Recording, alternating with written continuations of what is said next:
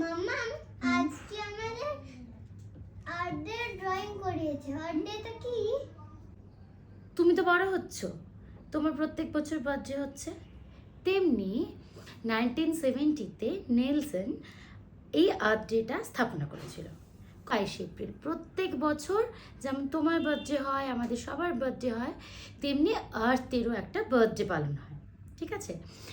আচ্ছা, এবার আমাকে বলো কেন আর্ট ডে আমরা পালন করি? জানো? জানো না?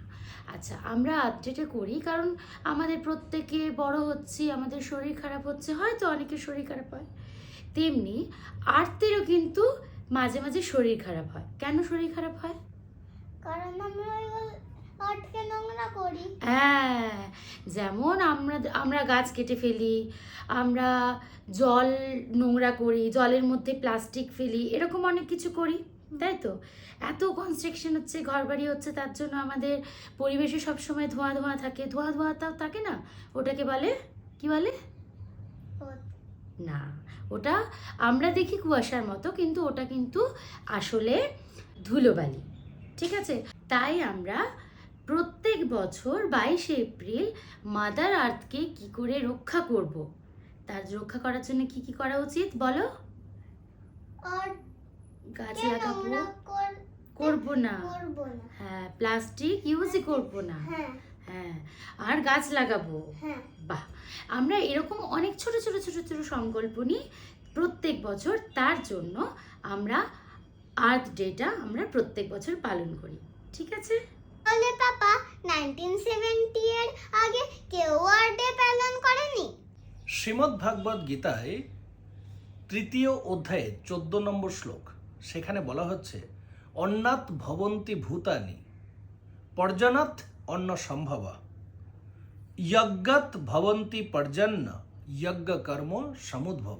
অর্থাৎ আমাদের প্রাণী সকল এদের উৎপন্ন হচ্ছে অন্ন থেকে, অন্নর উৎপন্ন হয় বৃষ্টি থেকে, আর বৃষ্টির উৎপন্ন হয় যজ্ঞ থেকে, আর যজ্ঞ কর্ম সম্পন্ন হয় মানুষের ইচ্ছার উপরে।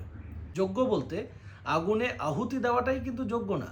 যজ্ঞ মানে হচ্ছে আজকের দিনে আমরা যদি একটা প্রতিজ্ঞা করি যে পৃথিবীতে আজকে দরকার গাছ লাগানো, সেটাও কিন্তু একটা বড় যজ্ঞ।